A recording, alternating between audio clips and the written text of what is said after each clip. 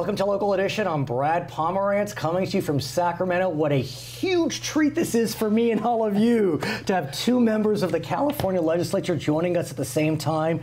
We have Senator Connie Leyva. We have Assemblywoman Eloise Gomez-Reyes. They both represent significant portions of the Inland Empire. Senator Leyva has been in the legislature for 2.5 years. 2.5 years, and Eloise Gomez-Reyes is new. And there's a reason I brought them on together. Many, but I want to start with the most interesting reason, if I may say. Senator Leyva, you were elected a few years back, the sitting Assemblywoman in your area.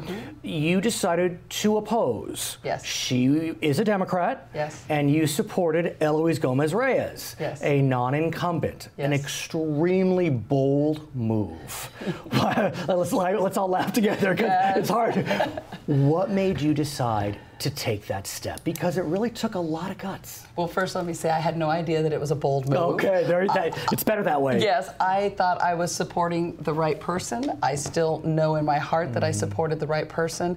I wanted someone who was as active in the district as I was, and I wanted a partner. I wanted someone that I could work with. I think that's so important for constituents to see their elected officials getting along and working together. Assemblywoman, what did it mean to you that a sitting senator, a well-respected, but at that point more junior senator, took the step to oppose an incumbent, a Democrat, same party, in your stead, in your favor?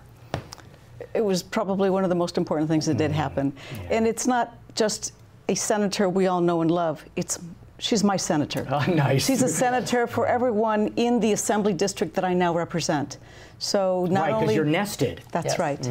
So that is much more significant than just a great senator. It's a senator that represents everybody in my district. And I have to be honest with you, when the election was proceeding, there were some folks who thought that maybe it was a fool's errand to support a non-incumbent. As wonderful as you may be, it's not very often that an incumbent will lose. But as the race kept progressing, give us a sense as to what your sense was, because I remember talking to you September, October, and you kind of felt the momentum. What was it? You know, it all starts with a wonderful candidate, and it all starts with someone who has a heart and soul for the people that they represent, a heart and soul for the community, a smart woman, a hardworking woman. And by the way, you didn't know each other for many years. No. It's not as if this was a high school buddy or anything. No, not at all. Right. We met a few years prior, but no, not at all. Right. And then, you know what, polling is wonderful, but for me, I like to be on the ground, knocking on doors, talking to people, and the more people I talked to, the more doors I knocked on. That made me know we were doing the right thing. And you were knocking on doors in a year where you were not running. That's correct. I mean, it really says something that you were committed to Eloise Gomez-Reyes' candidacy. Talk to us about your sense of the election as we're getting close to October, November.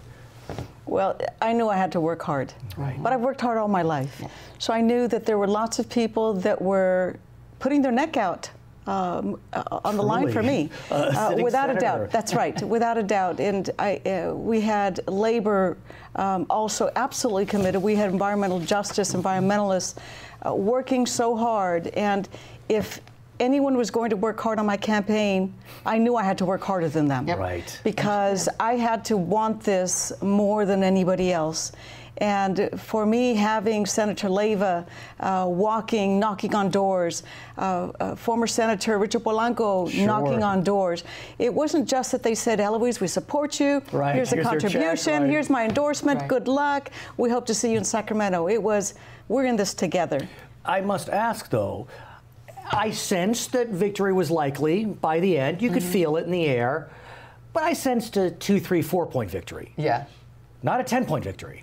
How much? What, did you not win by 10 points? It's 10 points, 10,000 votes, and we won every city. That's not close. No, that's not close. I was thinking 6. 6. Okay, so I was on the low end. You were in the middle end. How incredibly gratifying. Absolutely. That must have been. Absolutely. I want to talk about, though, the people that you represent, that you both represent. I'm going to try to get through this because when I talk about San Bernardino, it's actually very painful. Yep. I have had the good fortune of being a journalist who represents and attends many functions in the Inland Empire. I don't live in the Inland Empire, but I've covered the Inland Empire. And I think about December 2nd, 2015. I interviewed you right after that. I interviewed Pete Aguilar, a congressman. I interviewed Jared Bourguignon, the police chief. I interviewed Kerry Davis, the mayor. You weren't in office yet. We didn't have a chance to meet then. Sure. I'm getting chills. I can feel myself welling up. How is it to represent the community that faced the worst terrorist attack since 9/11 in the United States of America? I think it's hard, but I have to say that San Bernardino has been amazing, and the citizens there have been amazing.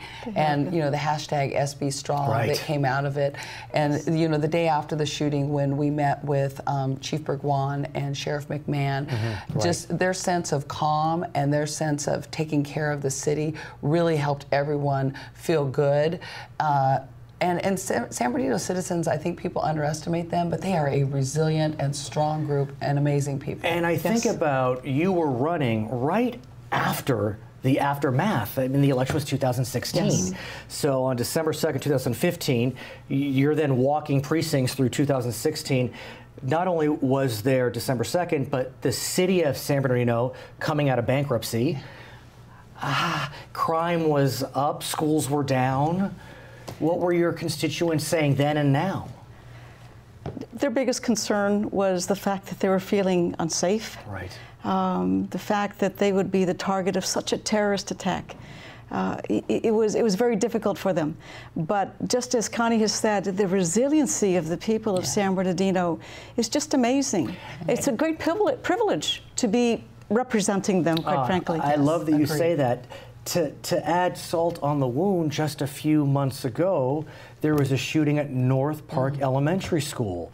Now, this was a domestic violence incident.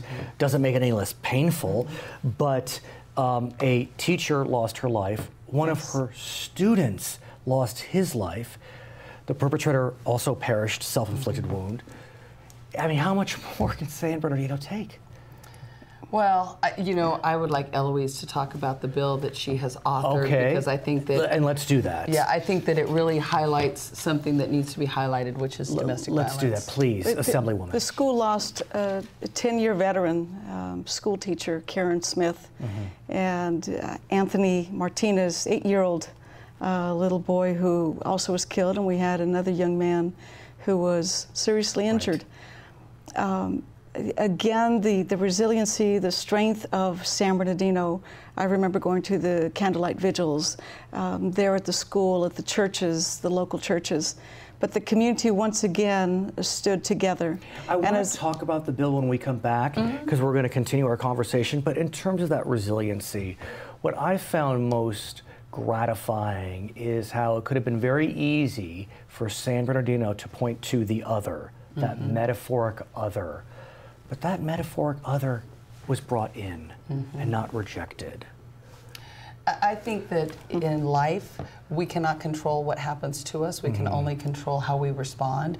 And I think that San Bernardino is the epitome of the way we should respond when something is perpetrated on us or on one of our cities. And they just make us all proud.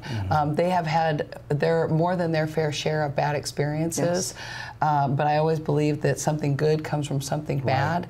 And we will keep working together as elected officials. But the city is working hard too. And they're out of bankruptcy. And let's talk about that when we come back. We'll talk about your bill. This is a big treat for me, if I may say. We're speaking with Eloise Gomez-Reyes, Assemblywoman, Connie Leyva, a state senator. We'll be right back on Local Edition.